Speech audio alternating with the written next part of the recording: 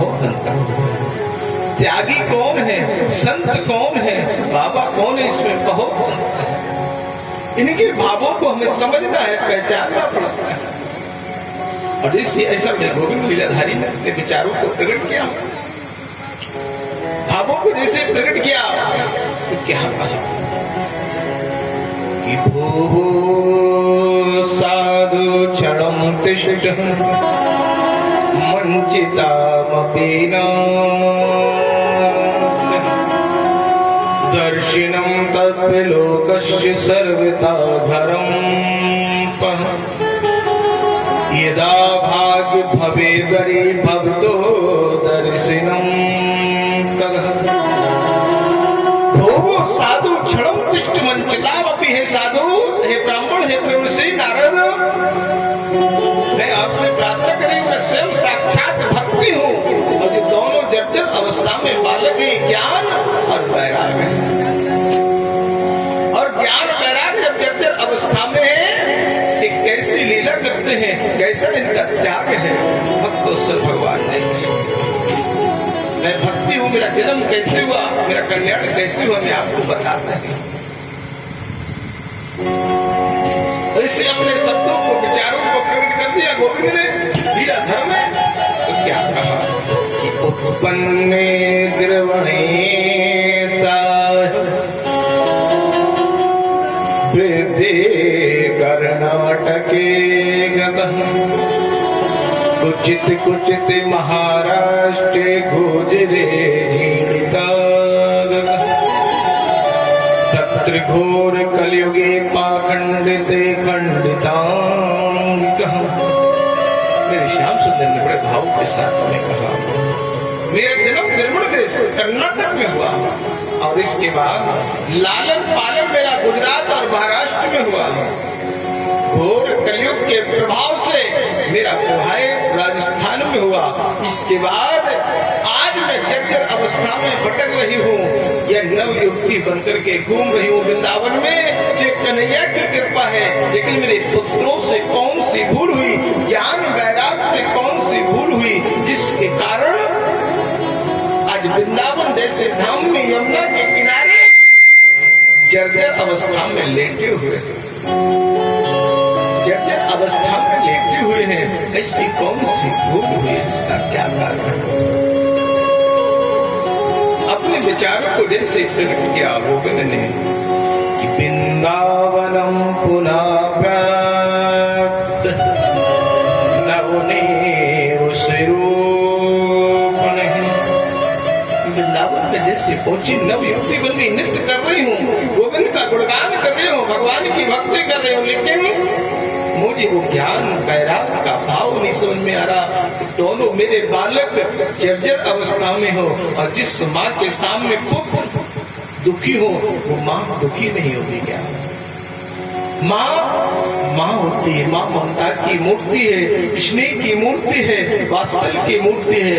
पुत्र कुपुत्र हो सकता है, माता को माता ना होती। ऐसी मैया भक्ति ने कहा कि मेरे दोनों पुत्र तो जर्जर अवस्था में हैं, लेकिन इनका कारण क्या है, कारण सुनना चाहते हैं। ज्ञानी ना आत्मनि पश्यामि, मैं उस ज्ञान की भंडार को सुनना चाहती हूँ जिससे मेरे दोनों पुत्र सुखी हो जाए। नारद बाबा ने आज अपने मुख से 4 वेदों को सुनाया, गीता का पाठ सुनाया, लेकिन गीता के पाठ के बाद भी थोड़ी अवस्था तो जागृत हुई, लेकिन फिर जर्जर हो गए। नारद जी समझ गए इसका सबसे सरल कानून क्या, बोले अयम तो यज्ञ धर्मो ये वर्तते धन्यम वृंदावनम तैन भक्ति नृत्यति यत्र च। भक्ति आज नृत्य कर रही है, वृंदावन धन्य है, जैसे मेरे लीलाधारी भक्त से भगवान ने कहा।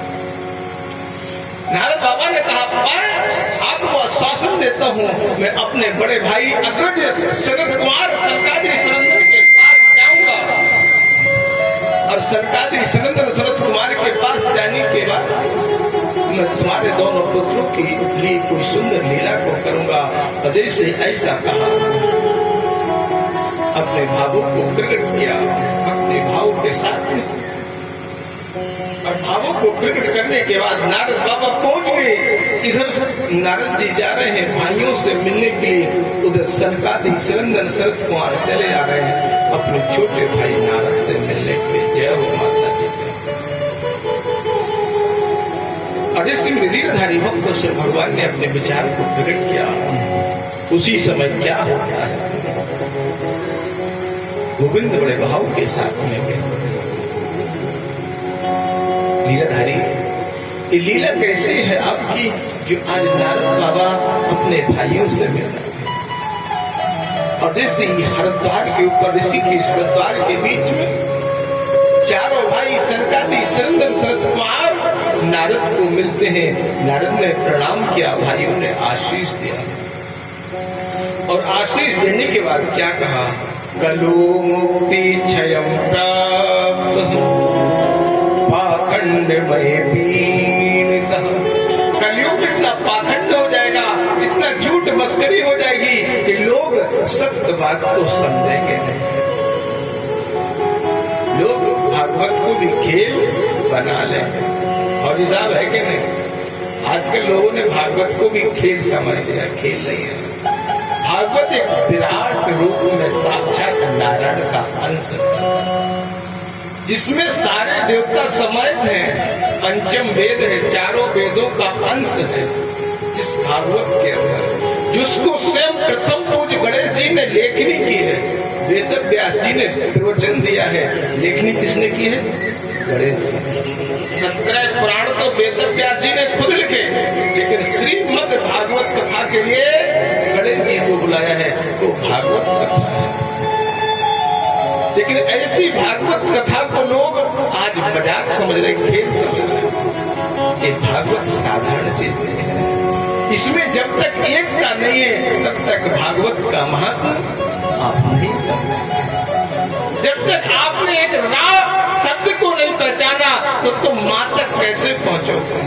जब तक राम को नहीं पहचाना तब तक अपने जीव की आशा को क्या पहचाना, उस ब्रह्म को क्या पहचाना?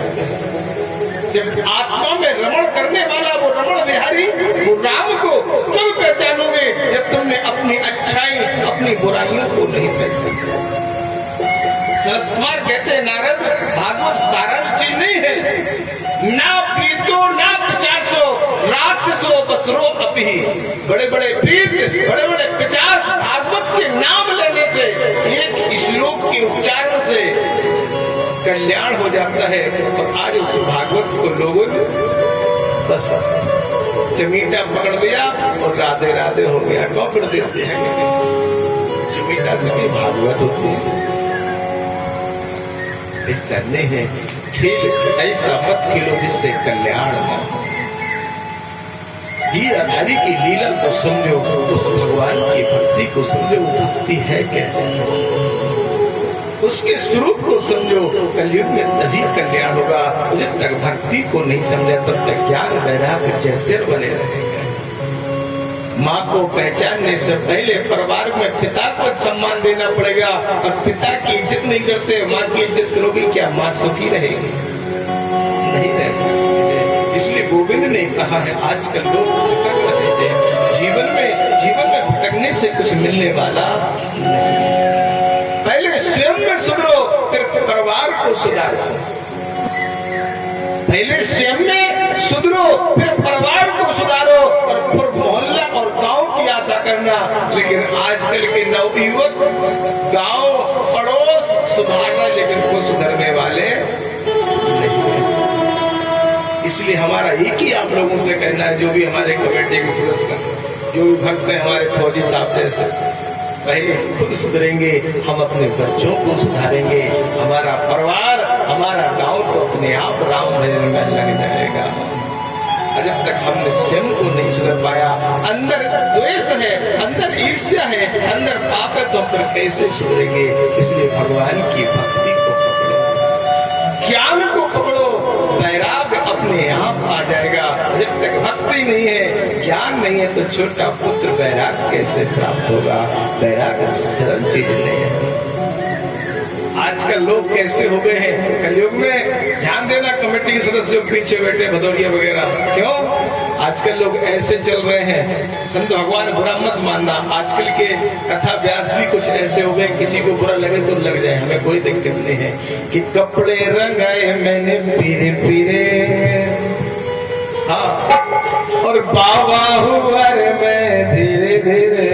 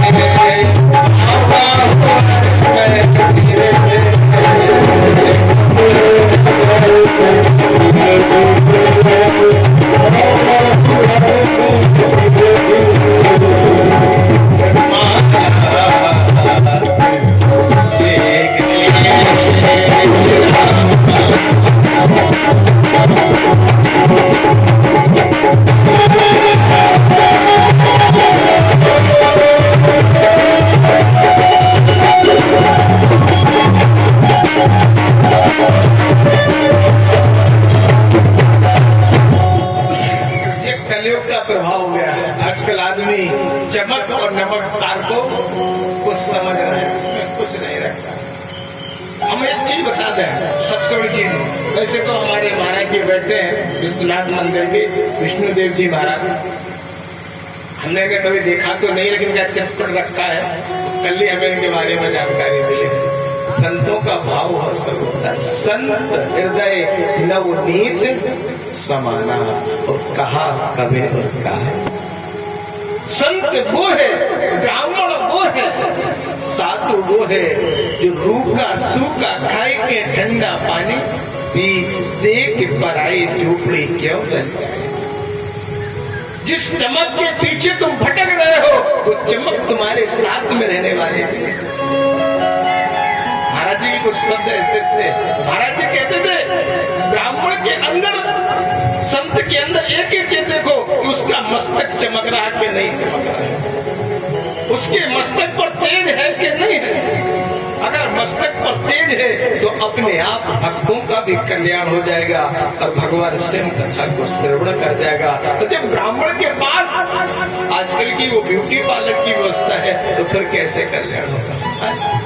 फैशन के दौर में गारंटी नहीं होती है और महीनों के रखे हुए उस खोए में चांदी की बर्फ होती है, फिर वो पता नहीं है कि वो आपको फायदेमंद है तो कि नुकसानदायक।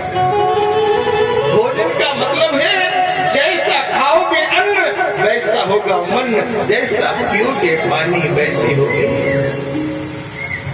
हमें ब्राह्मण कैसे मिलना चाहिए, जो ब्राह्मण गायत्री का तप करने वाला, जो ब्राह्मण त्रिकालक संध्या को करने वाला हो, स्वयं जो एक क्षत्रिय बालक थे जिनका नाम विश्वामित्र आता है, ये नगर क्षत्रियों का है।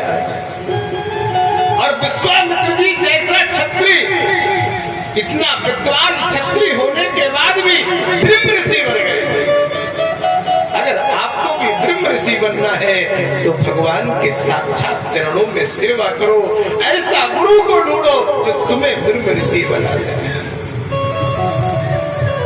जिन्होंने स्वयं हरिश्चंद्र जैसे राजा की परीक्षा ली। ऐसा मत करो इस संसार में भटक रहे, बोले नहीं महाराज इस कमेटी से हम खुश नहीं, हम इस कमेटी से कथा कराएंगे। उससे क्या मिलेगा, तुम्हें अपना उद्धार कराना है, उद्धार वाला ब्राह्मण देखो, कमेटी मत देखो। कमेटी तो सभी एक सी है, पानी कुएं का हो, पानी नल का हो, पानी तालाब का हो, लेकिन वो तो जल ही है।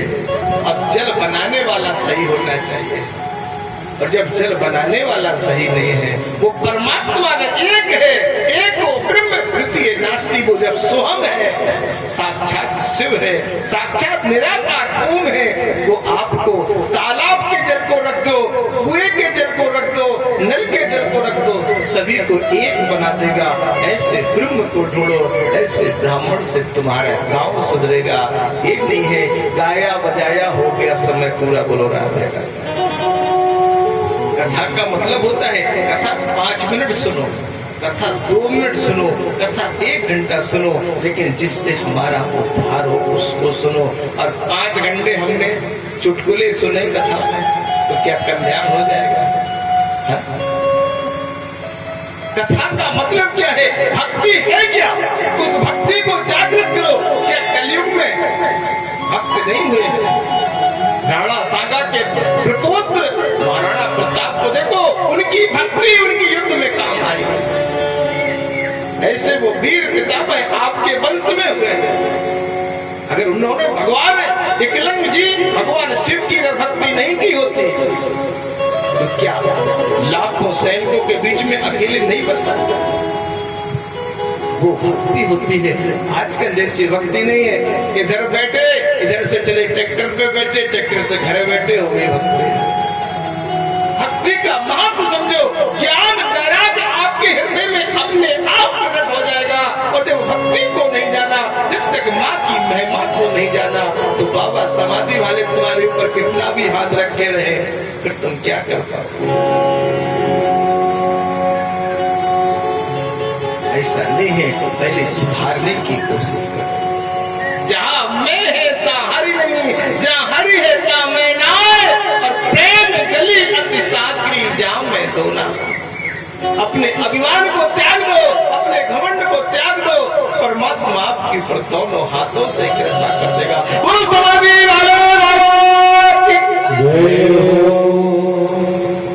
आज भक्ति की बात को सुनकर के नारद बाबा अपने संत कुमार सनकादिक नंदन के पास पहुंचे और चारों भाइयों ने नारद से कहा, बढ़िया 3 आसन लगा।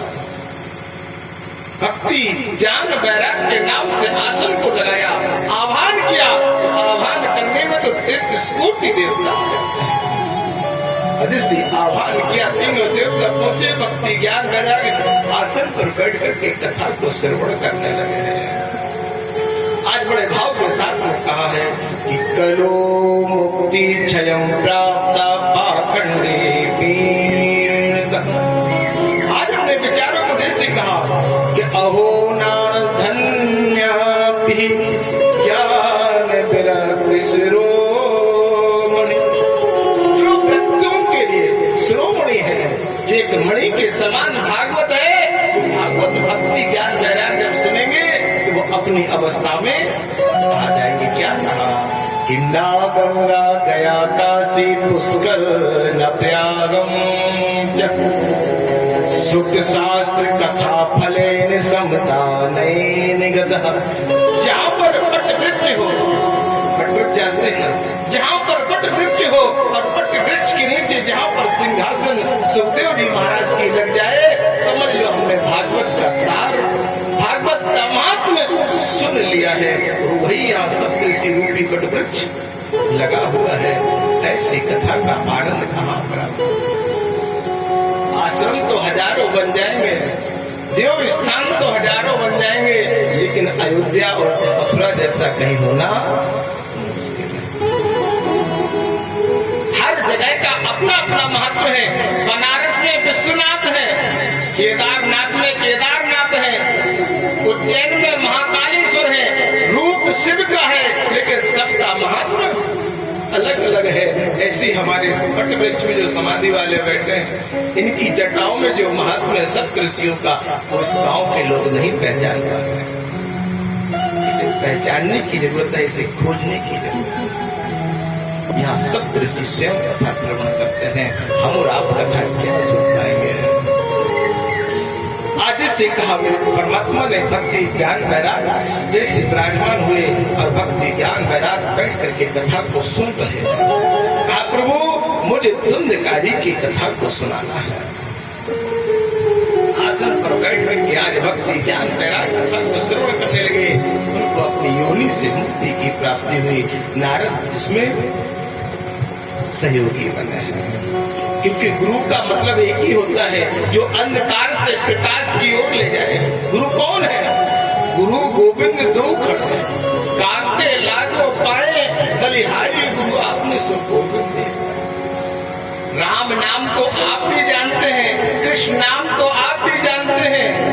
जो गुरु के द्वारा मिल जाता है वही महामंत्र हो जाता है। एक ब्रह्म के द्वारा दिया हुआ मंत्र।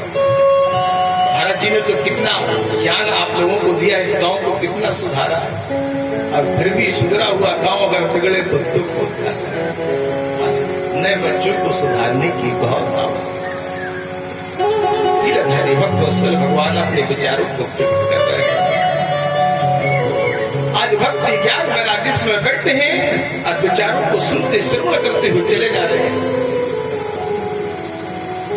और जिससे आज प्रीत राज के बारे में कहा कि मुझे धुंधकारी के बारे में श्रवण करना है। गुरु राधे राधे।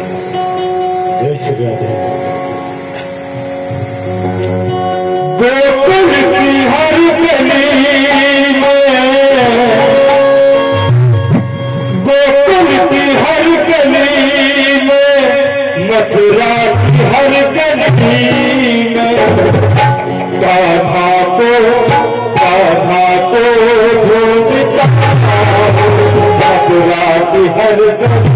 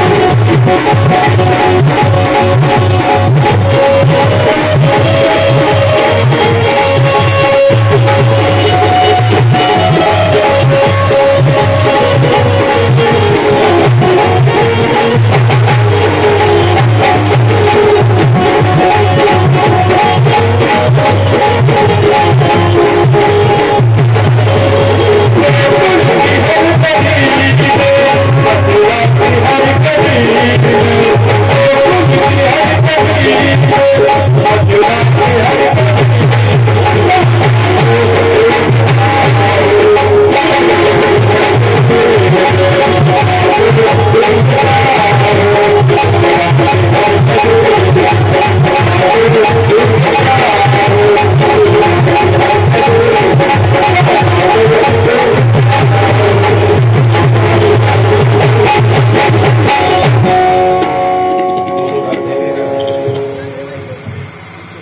जैसे आज गोविंद ने कहा, मुझे प्रीत राज के बारे में कथा सुनी, शरद कुमार संकादि शरण कथा को श्रवण कराने कह रहे हैं। तुभद्रा तटे पूर्वम भूत्युत्पन्नितम् आत्मदेवपुरे तस्मन् सर्वे दिविषा आत्मदेवपुरे तस्मिन् सर्वे दिशा। इसी में गोविंद ने परमात्मा लीलाधारी ने भक्तों भगवान ने अपने विचारों को प्रकट किया। बोले एक नगर है और जिस नगर में 4 प्रकार के लोग निवास करते हैं। कोई भी गांव मान लो, जैसे आपका हर्सलिया है, नया गांव है, अलीगंज है, फरुखाबाद है, कोई भी गांव का नाम है। और एक गांव में 4 प्रकार के लोग रहते हैं, 4 वर्ण के लोग रहते हैं। रहते हैं नहीं रहते हैं ठाकुर साहब? कौन कौन से? भाई ब्रह्म, क्षत्रिय, वैश्य और दास। कौन कौन से हैं? दास, वैश्य, क्षत्रिय और ब्रह्म। अच्छा, 4 ही जाति है, फिर ये 5वीं जाति कैसे आ गई? हम यहाँ से बताएं। बोली साहब, आप तो आर्मी में रहे, आपने तो हर बॉर्डर पर ड्यूटी करी है, कभी बालाघाट गए होंगे, कभी शिलोंग गए होंगे, कभी कोरबा गए होंगे, कभी लद्दाख की ड्यूटी करी होगी। तो हमें ये समझ में नहीं आता है भाई, जब परमात्मा ने जब सनातन धर्म को स्थापित किया, जब जीव की उत्पत्ति की, और जब सभी कहते हैं कि 4 जातियां, तो ये 5वीं जाति कहां से? फिर विचार किया या किसी व्यास ने बताया? तो नगर कैसे भी विद्वानों का कथा बहुत हो रही है, साल से बहुत ही ज्यादा हो रहा है। इस चीज पे कभी विचार किया? हम नहीं कह रहे इस बात पर, ये भागवत स्पष्ट कह रही है। श्रीमद् भागवत 4 अध्याय में जहाँ धुंधकारी की कथा है कि आत्मदेव ब्राह्मण जिस गांव में रहता है, उस गांव में सिर्फ 4 वर्ण के लोग निवास करते हैं। और प्रीतराज धुंधकारी की पिता है आत्मदेव ब्राह्मण, धुंधली माँ है। जो 4 लोग निवास करते हैं वो सतयुग से चला आ रहा है। तो ये 5वीं समाज कहां से बने? और ऐसे नहीं मैं प्रमाणित बताऊंगा, किसी ने बताया नहीं बताया आप जानना, लेकिन मैं आपको प्रमाणित बताऊंगा। भाई जो जहां घूमा उसको अनुभव भी उस चीज का। सबसे पहले कश्यप ऋषि ने 2 लोगों की उत्पत्ति की है, आप सभी जानते हैं। देव जिसे राक्षस कहा जाता है, और माधव देवता, यही है ना। तीसरा कोई था नहीं। सतयुग में कौन थे वो? देव। सतयुग में कौन थे? देव। 5वीं जाति में कहा जाता है। सतयुग में कौन है? देव। त्रेता में कौन हुए? जिन्हें दशानन कहा जाता है, रावण कहा जाता है, राक्षस हुए कि नहीं? इसके बाद द्वापर आया, द्वापर में उनको क्या कहा गया? ऐसा नहीं है, अगर इधर देवता है उधर राक्षस है, तो इनकी भी जाति बदलती चली। पहले देव सतयुग में, त्रेता में राक्षस, द्वापर में असुर। क्या कहा गया है? द्वापर में असुर, कंस वगैरह को, जरासंध को, कालियावन को क्या कहा गया? असुर। और अब कलयुग में क्या कहा जा रहा है? पूजा वो भी भगवान शंकर की करते थे। ध्यान देना, अगर मैं गलत बोल रहा हूँ आप खोज कर लेना। देवताओं ने शंकर की पूजा करी कि नहीं करी? वरदान शंकर से लिया कि नहीं लिया? राक्षसों ने शंकर की पूजा की कि नहीं की? वरदान शंकर से लिया कि नहीं लिया? असुरों ने भगवान शंकर की पूजा की कि नहीं की? कोई भी राक्षस को ले लो, कोई भी असुर को ले लो, कोई भी दैत्य को ले लो। राजा बलि के जमाने से, हिंडिया कश्यपु के जमाने से किसकी पूजा करते थे? वरदान क्या है? ब्रह्मा जी मानते होंगे, लेकिन पूजा शिव की करते, पूजा होने ही ब्रह्मा की नहीं की, मनुष्य तो करते ही नहीं। और इस कलयुग में कौन है बताओ साहब? जो गंधार नरेश है। गंधार में कौन रहते हैं? क्षत्रिय थे कि नहीं थे? गंधारी के भाई थे और उसी को अफगानिस्तान कहा जाता है। वहां शंकर की पूजा होती थी। आज वो मुस्लिम क्यों बन गए? इस कलयुग का कारण है। पांचवी जाति नहीं है, इस सतयुग से ही चली आ रही है। प्रमाण बता रहा हूं। और सबको एक पता होगा, जिसने ड्यूटी की है नहीं की, जिसने पढ़ा है नहीं पढ़ा, वो अलग बात है, लेकिन अनुभव सबको होगा। आज भी हज करने लोग जाते हैं मक्का मदीना में, किसकी पूजा करने जाते हैं? शिव की पूजा है कि नहीं? हमारा गंगा जल केदारनाथ से निकल रहा है, उनका जन्नत का जल कहा जाता है। भैया बताओ समाज से अलग कौन है? बस अंतर वही है कि जब देवताओं का समय था तो वो असुर राक्षस कहलाए, अब कलयुग में इंसान का समय है तो वो इस्लाम धर्म को अपना करके मुस्लिम कहलाए। और प्रमाणित बात बता दें, अभी कथा आएगी, लेकिन हम आपको प्रमाणित बात बता देते हैं।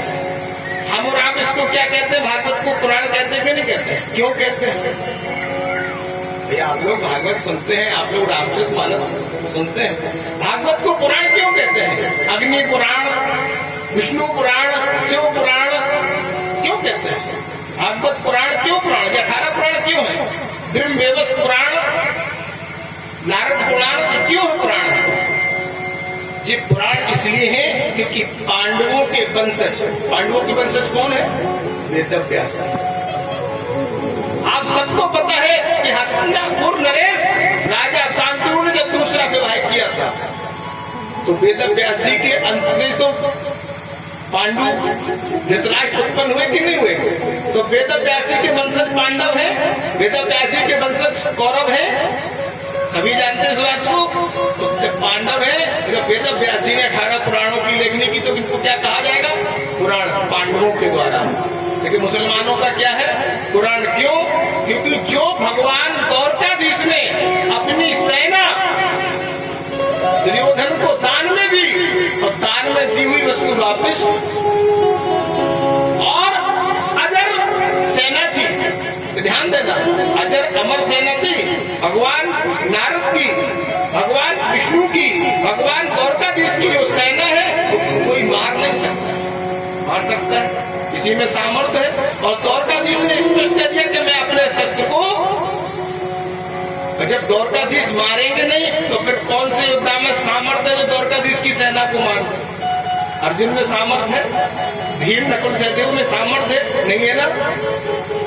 जो कौरवों की सेना शेष बची, जो द्वारकाधीश ने सेना दी थी, और वही सेना जब शेष बची, क्योंकि कौरवों का तो विनाश कर दिया पांडवों ने, 100 के 100 भाई मारे गए, तो वो सेना भागी, बोले द्वारकाधीश अब शरण में नहीं लेंगे क्योंकि उन्होंने तो दान कर दिया है। और वो जाकर के अफगानिस्तान चली गई, जहाँ गंधार नरेश थे, गंधार नरेश की शरण में पहुंच गई और भगवान शंकर की पूजा करने लगी। और वहां कौन मिली है? सूर्पनखा, जिसने भगवान शंकर की मूर्ति को स्थापित किया। जैसे मक्का मदीना में जो कहा जाता है, वो सूर्पनखा के द्वारा मूर्ति स्थापित है। मैं नहीं कह रहा हूँ, महाभारत का स्पष्ट प्रमाणित बात बता रहा हूँ, आप लोग खुद अनुभव करना। आज रात में बैठना और जिसके समझ में ना आए उसमें पूछ लेना, मैं फिर पेज नंबर बता दूंगा। कहीं से नहीं है, जाति सिर्फ 4 ही थी, ये क्षत्रिय वंश है। लेकिन अंतर इतना है कि जब हम राक्षस हुए तो जब तक अधर्म नहीं होगा तो धर्म को कौन मानेगा? मानेगा कोई? धर्म अधर्म दोनों एक साथ रहते हैं। जब तक पेट है तभी तक पिठी है, जब पेट नहीं होगा तो पिठी को कौन देखेगा? देखेगा है? मान लो किसी के 2 आंखें हैं और एक आंख खराब हो जाए, कितना अच्छा लगता है? बताओ अच्छा। किसी के 2 हाथ, एक हाथ खराब हो जाए, कितना अच्छा लगेगा? ऐसी धर्म और अधर्म का जोड़ा है। कहा है सुख दुख दोनों भाई हैं, रहते दोनों संग, और समय समय पर दिखलाते हैं परीक्षित जी अपना अपना। यही शरीर के द्वारा उत्पत्ति है। एक चंद्रवंश है और एक भुजाएं ये सूर रे चंद्रवंश। बस चंद्रवंश में से कुछ लोग गंधार नरेश की शरण में पहुंच गए, दुर्योधन की बात मानने लगे, तो वो इस्लाम धर्म को पकड़ लिया। बाकी सब सनातनी है। बोल रहे कल भी सनातन था, आज भी सनातन है और आगे भी सनातन बना रहेगा। धर्म का झंडा ना झुका, पूरा झुकने पाएगा। पापी कितने भी हो, एक ना एक दिन भगवान किसी न किसी रूप में उनका कल्याण कर देते हैं। तो आत्मदेव पुरे तस्मिन् सर्ववेद विशारदः। आज आत्मदेव ने विश्व में अपनी जिज्ञासा को प्रकट किया, मन वाणी को प्रवृत्त किया। आत्मदेव जो ब्राह्मण है, जिनकी पत्नी है और